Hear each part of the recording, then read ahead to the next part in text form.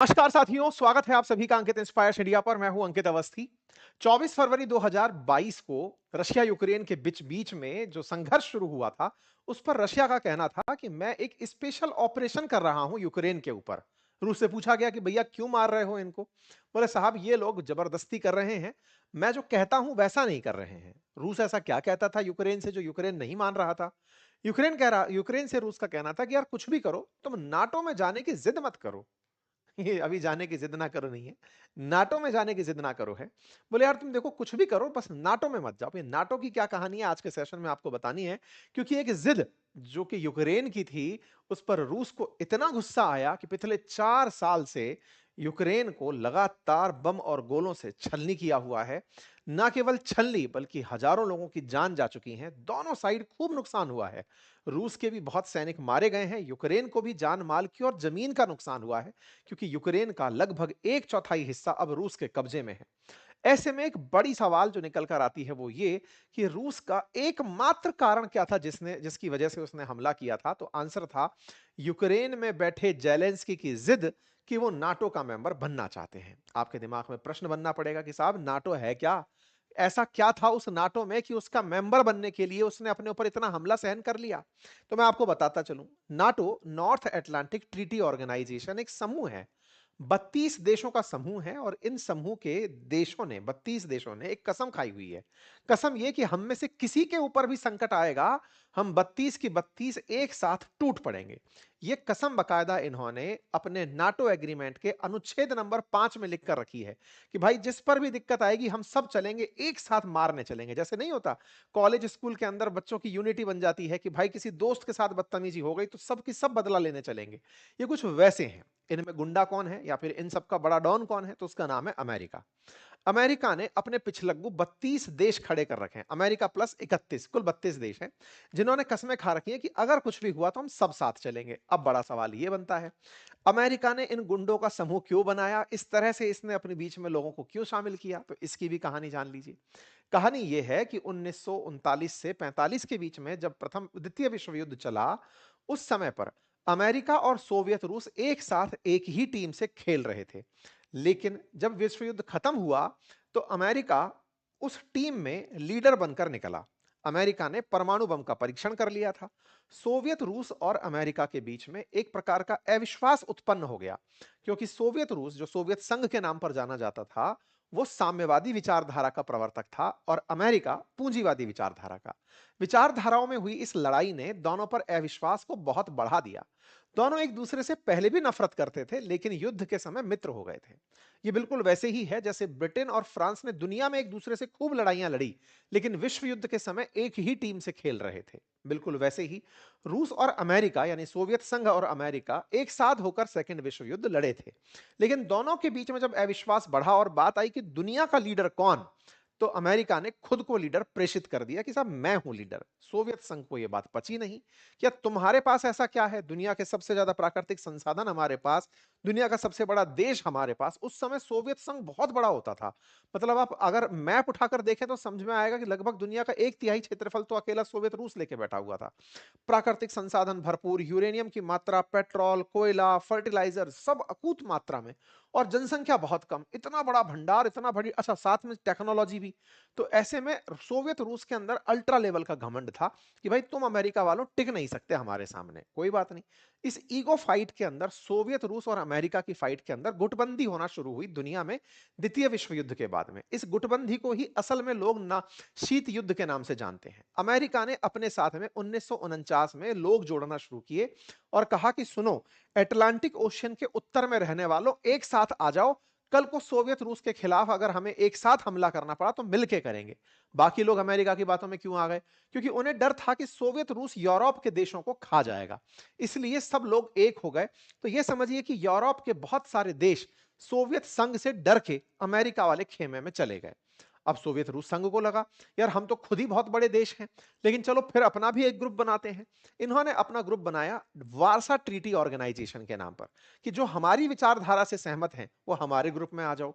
हमसे पूछा गया, इंडिया ताजा ताजा आजाद हुआ 1947 में, हमसे पूछा गया कि आओगे हमारे ग्रुप में। नाटो वालों ने पूछा, सोवियत वालों ने पूछा, हमने कहा नहीं साहब, तुम दोनों फिर ग्रुप बनाकर युद्ध लड़ोगे और हम युद्ध लड़ना नहीं चाहते। 200 साल गुलाम रह लिए, अब खुद से खड़ा होना चाहते हैं। और हमने एक अलग ग्रुप बना लिया जिसका नाम था नॉन अलाइन मूवमेंट, जिसे कहते हैं गुट निरपेक्ष आंदोलन। और हमने नेहरू जी के नेतृत्व में 5 बड़े राष्ट्रों ने मिलकर के एक अलग आंदोलन छेड़ दिया कि सुनो भाई, हम बड़ी मुश्किल से अभी बाहर निकले हैं गुलामी से, हमें अब ग्रुप में नहीं शामिल होना है, हम सबके साथ रहेंगे। चलो तो हम तीसरे धड़े के लोग हो गए, हमसे किसी को कोई फर्क भी नहीं पड़ा। अमेरिका वाले और रूस वाले अपने इन ग्रुपों को लेकर आगे चलते रहे। इन्हीं ग्रुप्स में से 1991 में सोवियत रूस 15 देशों में टूट जाता है। 15 देशों में सोवियत रूस का टूटना अमेरिका की जीत कहलाता है। उन 15 देशों में से एक देश यूक्रेन था। वो यूक्रेन जो आज भी एग्जिस्ट करता है, ये यूक्रेन जो सोवियत रूस का हिस्सा हुआ करता था, और सोवियत रूस यानी कि सोवियत संघ, उसका सबसे बड़ा देश निकलकर आया रूस। उस रूस ने यूक्रेन से कहा कि कुछ तो इज्जत रखो यार, हम 1991 में टूटकर अलग हुए हैं माना, समझ में आया, लेकिन यार जिन्होंने हमें तोड़ा तुम उनसे जाकर मिल रहे हो, ये तो बहुत बड़ी बेइज्जती है। भाई नाटो ही तो था जो सोवियत संघ को तोड़ना चाहता था, हमें 15 देशों में तोड़ दिया, तुम्हें थोड़ी भी शर्म नहीं आई? तुम्हें नहीं जाना चाहिए। ऐसा कहकर रूस में बैठे पुतिन ने यूक्रेन को समझाया। सर यूक्रेन में कौन बैठा था? यूक्रेन में 2019 के अंदर एक कॉमेडियन जिसका नाम है व्लादिमीर जेलेंस्की, वो राष्ट्रपति बनकर आए थे।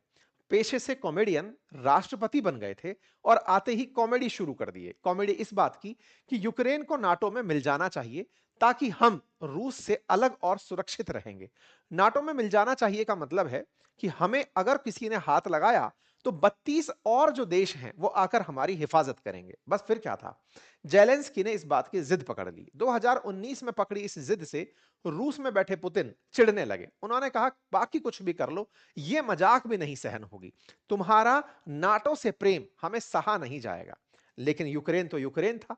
जेलेंस्की को लगने लगा कि रूस तो क्या ही करेगा हमारा, हम तो नाटो के साथ मिल जाएंगे, अमेरिका और यूरोप के देश हमें बचा लेंगे, हमारा क्या ही उखड़ जाएगा। कोई बात नहीं साहब, इन्होंने अपनी तरफ से घोषणा कर दी कि मैं तो साहब जाकर के नाटो में जुड़ूंगा। उस समय अमेरिका के राष्ट्रपति होते थे बाइडेन, जिन्होंने इन्हें सपना बेचा था कि देखो, अगर रूस और यूक्रेन में कोई संघर्ष नहीं है तो हम तुम्हें नाटो में जोड़ लेंगे। नाटो में जुड़ने की शर्त बोले ये है कि जो देश जुड़ना चाहता है वो युद्ध में शामिल ना हो, मतलब जिस समय युद्ध चल रहा हो उस समय हमारे साथ ना आए, फिर तो ये युद्ध से बचने का एस्केपिज्म समझ में आएगा। तुम युद्ध खत्म कर लो और फिर हमारे पास आ जाना। तब तक ये युद्ध लड़ नहीं रहे थे, ये केवल बयान कर रहे थे, लेकिन पुतिन इसका इशारा समझ चुके थे कि अगर यूक्रेन पर बम गोले बरसाए तो नाटो की शर्त पूरी नहीं हो पाएगी। नाटो की शर्त क्या है कि देश अगर युद्ध में है तो उसे साथ में नहीं लिया जाएगा। पुतिन इस बात को समझ गए और जेलेंस्की को फरवरी 2022 में ही इनकी जिद के चलते ठोकना पीटना शुरू कर दिया। आज की सुर्खी क्या है जिसके चलते हम सुर्खी के चर्चा कर रहे हैं?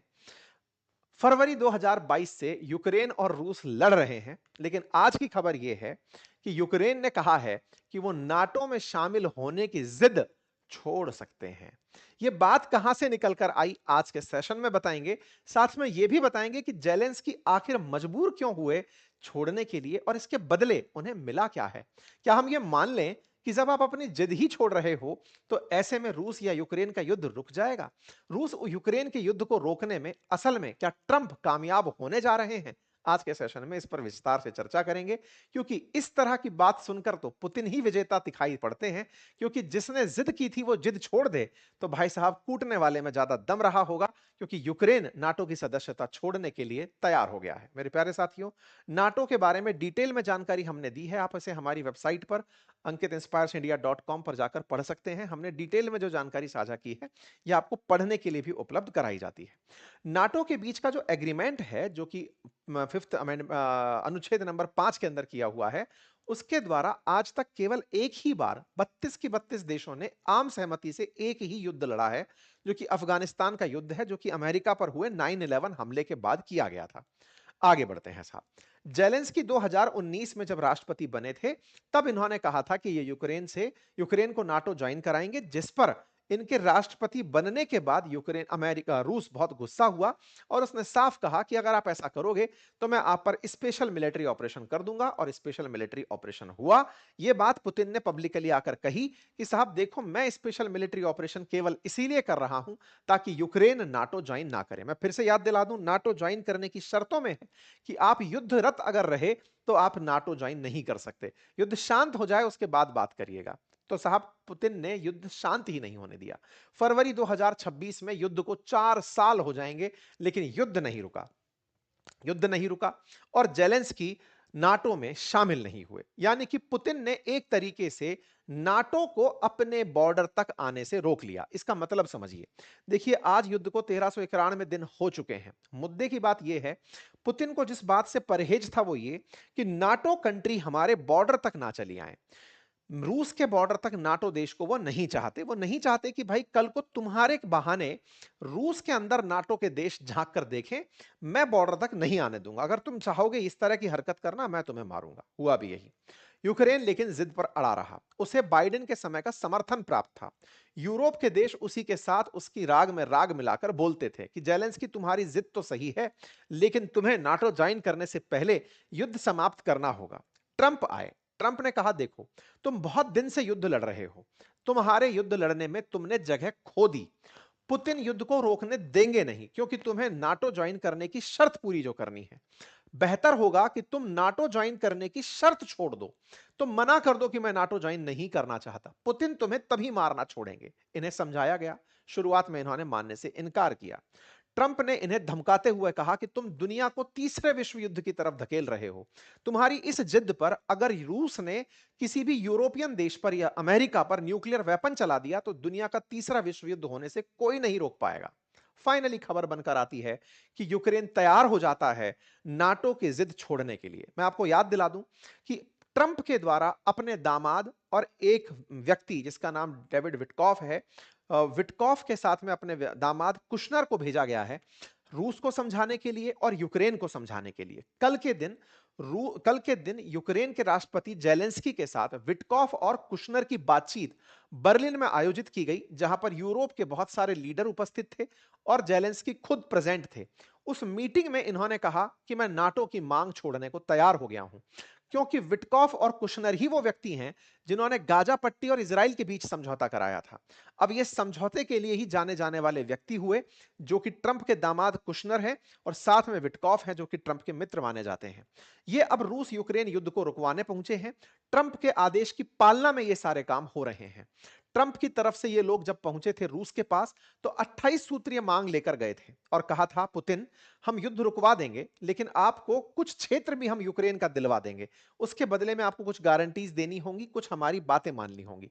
पुतिन ने कहा कि देखिए, सबसे पहली चीज यह है कि मैं जो जगह छीन चुका हूं वो लौटाऊंगा नहीं। अगर आपको यह लगता है कि मैं यूक्रेन को नाटो ज्वाइन करने दूं, वो मैं करने दूंगा नहीं। बेहतर होगा आप अपनी तरफ से जेलेंस्की को समझाएं, क्योंकि विजेता मैं हूं, जेलेंस्की नहीं। और तुम्हें लगता है कि तुम मुझसे युद्ध कर सकते हो तो आ जाओ। ऐसे में दुनिया के पश्चिमी देश के दुनिया के देशों को यह समझ में अच्छे से आता है कि पुतिन से युद्ध नहीं किया जा सकता, क्योंकि पुतिन के निशाने पर यूरोप के अधिकांश देश हैं और अमेरिका भी जानता है कि वो कितने शक्तिशाली देश के सामने खड़ा है। ऐसे में पुतिन की जिद के चलते या पुतिन की हट के चलते जेलेंस्की को दबाया गया। हट तो जेलेंस्की भी कर रहे थे, लेकिन जेलेंस्की के सारे रास्ते ट्रंप ने बंद कर दिए। पहले इनसे इनके संसाधन छीन लिए, इसके बाद में इनकी पब्लिक में बेइज्जती करी, उसके बाद में यूरोपियन देशों को समझाया कि तुम जेलेंस्की का साथ नहीं दोगे, अगर तुम साथ दोगे तो फिर तुम ही सुरक्षा की गारंटी दोगे। अब हुआ भी यही। जेलेंस्की बोले कि सर मैं नाटो की सदस्यता नहीं मांगूंगा, लेकिन कम से कम मुझे कोई तो अश्योरेंस दे दो कि मैं सुरक्षित रहूंगा। तो इस पर तय हुआ कि तुम्हें पश्चिमी देश अगर चाहेंगे तो अपनी तरफ से तुम्हें अश्योरेंस दे देंगे कि तुम्हारे साथ कोई दिक्कत ना हो, तुम्हें एक सुरक्षा गारंटी दे देंगे ताकि तुम्हारे ऊपर हो रहे हमलों के समय तुम्हारे साथ कोई खड़ा हो जाए। बोले सर यही तो मैं चाहता था। बोले नहीं, इसका मतलब यह मत समझना कि पूरा यूरोप तुम्हारे साथ लड़ने आ जाएगा। नहीं, तुम पर्सनली जिन देशों के साथ में सेटिंग बिठाओगे, जिन देशों के साथ में तुम बातचीत रखोगे, वही देश तुम्हारे साथ युद्ध लड़ने के लिए आगे आएंगे। बात आती है पुतिन के ऊपर। पुतिन कहीं तो माने होंगे, ऐसा थोड़ी है कि जेलेंस्की माने, पुतिन बिल्कुल ना माने। पुतिन जिस चीज पर माने वो बड़ी हास्यास्पद है। पुतिन ने कहा कि अगर वाकई में जेलेंस्की चाहते हैं तो मैं उन्हें एक ऑप्शन दे सकता हूं। बोले क्या? कि जेलेंस्की चाहे तो यूरोपियन यूनियन में शामिल हो सकते हैं। अब ये यूरोपियन यूनियन क्या है? यूरोपियन यूनियन यूरोप के 27 देशों का एक समूह है, जो व्यापारिक समूह है। वो युद्ध साथ मिलकर नहीं करता। उन्होंने नाटो की तरह आर्टिकल 5 नहीं बना रखा, जिसमें एक साथ लड़ने की जिम्मेदारी हो। नहीं, ये एक व्यापारिक समूह की तरह बनकर चलने वाला समूह है 27 देशों का, जिसमें एक देश दूसरे देश की मदद की गारंटी देता है कि हम लोग ट्रेवल्स में मदद करेंगे, व्यापार में मदद करेंगे, एक दूसरे के साथ डील करने में, फ्री ट्रेड करने में आसानी रखेंगे। तो बोले यूक्रेन को मैं ईयू में जुड़ने दे सकता हूं, यह परमिशन होगी। तो ट्रंप ने रूस से यूक्रेन को ईयू में जाने की इजाजत दिलवाई और यूक्रेन ने नाटो की जिद छोड़ दी। तो निश्चित ही यह ट्रंप की बड़ी उपलब्धियों में से है। और जब ये बड़ी उपलब्धियों में से है तो इसे इस तरह से जानना चाहिए कि ट्रंप अगर ये कह रहे हैं कि ये युद्ध खत्म होने के कगार पर है, और अब तक इतना ज्यादा हम युद्ध खत्म करने के कगार पर कभी नहीं पहुंचे जितना अभी पहुंच रहे हैं, तो यह बात अपने आप में मायने रखती है। ट्रंप ने अपने द्वारा न्यूज को संबोधित करते हुए कहा कि we are closer now than we have been ever. हम इतने नजदीक युद्ध खत्म करने की कगार पर कभी नहीं थे जितने अब हैं। यह बात दर्शाती है कि नाटो में जाने की जिद यूक्रेन छोड़ चुका है। यूक्रेन चूंकि ऑलरेडी जमीन हार चुका है तो उसके पास कुछ भी नहीं है। ऐसे में उनका कहना है कि यूरोप ने सुरक्षा गारंटी देकर के यूक्रेन को मना लिया है। तो जेलेंस्की ने क्या यह बात वाकई में कही? बिल्कुल। Calling issue territorial consensus painful, Ukrainian president Zelensky said he believes US mediators would help find compromise with Russia, कि वो उनके साथ कॉम्प्रोमाइज करने का प्रयास करेंगे। कुल मिलाकर के यूक्रेन को अब अपनी जिद छोड़नी होगी।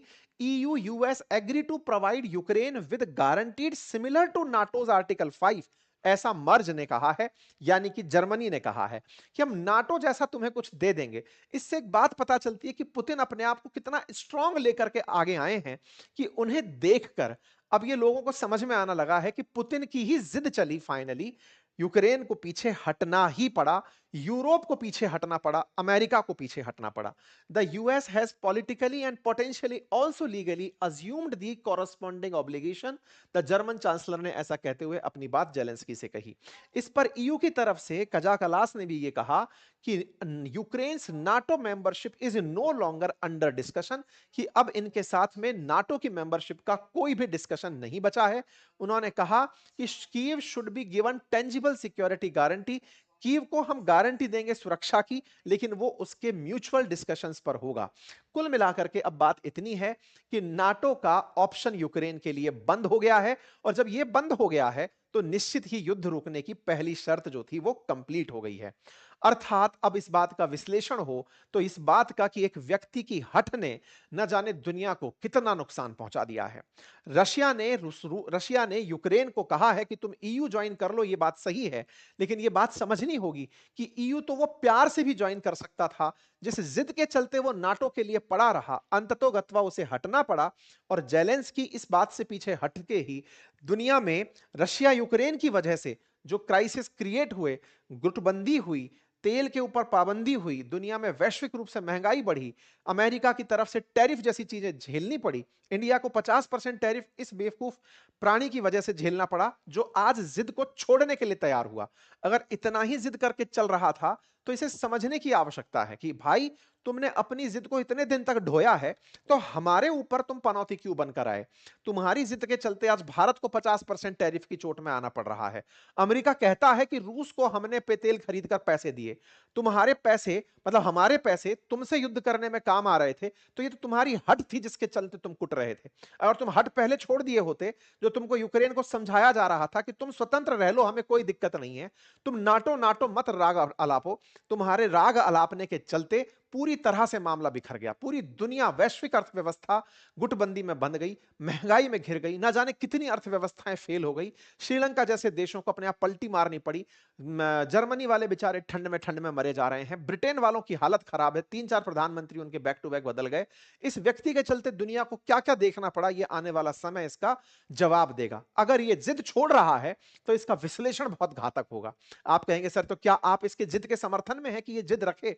भाई साहब, जिद जिद कम से कम इसलिए ही रख लेता कि तेरे इस डीड को हम सब लोग सही मान लेते कि हाँ, तूने अपनी जिद को बचाए रखने के लिए, अपने यूक्रेन की सुरक्षा के लिए कुछ किया था।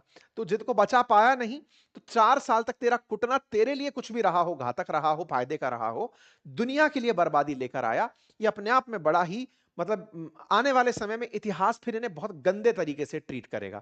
अमेरिका, रूस की अगर बात की जाए, तो रूस बड़े खुश हैं कि साहब हम तो स्वागत करते हैं विटकॉफ और कुशनर का, बढ़िया अच्छे से मीडिएटर बनकर आए हैं, बढ़िया मीडिएशन कर रहे हैं।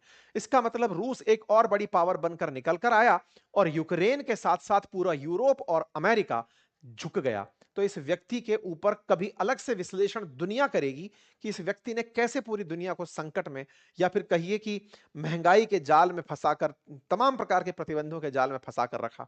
खैर फिलहाल ये जल्दबाजी होगा ये कहना कि ये युद्ध खत्म हो रहा है, लेकिन आज सुबह की ये जो तस्वीर है जिसमें आप ये है कुशनर, ट्रंप के जो दामाद हैं, और ये विटकॉफ हैं, इनके साथ में जेलेंस्की जो आपको दिखाई दे रहे हैं, ये बर्लिन में है। जेलेंस्की पहली बार इन लोगों से मुलाकात करके इन सबके साथ तस्वीर खिंचाते हुए दिखे। आप इस तस्वीर को देखकर पहचान सकते हैं, जर्मनी से, ईयू की तरफ से, फ्रांस की तरफ से तमाम प्रतिनिधि जो हैं यहां पर आए हुए हैं और वो इनको समझाने के लिए ये विटकॉफ और कुशनर पहुंचे हुए हैं। यहां पर इटली वाली मेलोनी मैडम भी पहुंची हैं और ये सब इनको समझा दिए हैं कि तुम यार गजब जिद किए थे, तुम्हारे चक्कर में सब की सब लाइन से खराब हो गए। खैर अब जो भी है, अगर ऐसा हुआ है तो निश्चित ही ये बड़ी खबर होगा। इस बात को मान लेना कि इसने नाटो की जिद छोड़ दी, ये मानकर चलिए कि नाटो की जिद छोड़ना ही युद्ध रुकवाने की पहली सीढ़ी के समान होगा और यूक्रेन के लिए ईयू में शामिल होना कम से कम कुछ, जैसे होता है सांत्वना पुरस्कार कि तुम दौड़े थे, दौड़ने का पार्टिसिपेशन करने के लिए लीजिए तुम्हें कुछ दिया जा रहा है, वैसा होगा। हालांकि आने में यूरोप इसको इस तरह से दिखाएगा कि यूक्रेन के लिए यह भी एक बड़ी विन है कि वो ईयू में शामिल हो गया, क्योंकि खुद की इज्जत थोड़ी बहुत तो बचानी होगी। फिर फिलहाल के लिए इतना ही। रूस लेकिन अभी भी चाक चौबंद है, बढ़िया से सुखोई 34 तैनात कर दिए यूक्रेन के बॉर्डर पर कि देख लो भाई, तुम्हारा ये सब ड्रामा व्रामा खत्म हो जाए तो बताना, उसके बाद हम फिर से डिसाइड करेंगे क्या कर सकते हैं। ठीक है साहब, तो फिलहाल के लिए इतना ही। जानकारी पसंद आई हो तो साथियों से साझा करें, चैनल पर नए हैं तो सब्सक्राइब कर लें। आपसे बहुत बार ये कहना होता है भाई, आप में से बहुत सारे साथी सेशन सुनते हैं, सब्सक्राइब नहीं किए हुए हैं, सब्सक्राइब का बटन दबा दीजिए ताकि भविष्य में हमारे आने वाले सेशंस आप तक पहुंचे। अगर आपने ऑलरेडी सब्सक्राइब किया हुआ है तो वीडियो को लाइक कर दें, अपनी राय कमेंट में छोड़ें, साथियों से सजेशन करें। फिलहाल के लिए इतना ही। और बाकी स्टॉक मार्केट रिलेटेड अगर आप जानकारी प्राप्त करना चाहते हैं तो हमारा एप्लीकेशन बातें बाजार की है, जिसका लिंक कमेंट बॉक्स में है। वहां जाकर आप म्यूचुअल फंड से रिलेटेड, इन्वेस्टमेंट से रिलेटेड कोर्सेज ज्वाइन कर सकते हैं। फिलहाल के लिए इतना ही। बहुत बहुत धन्यवाद।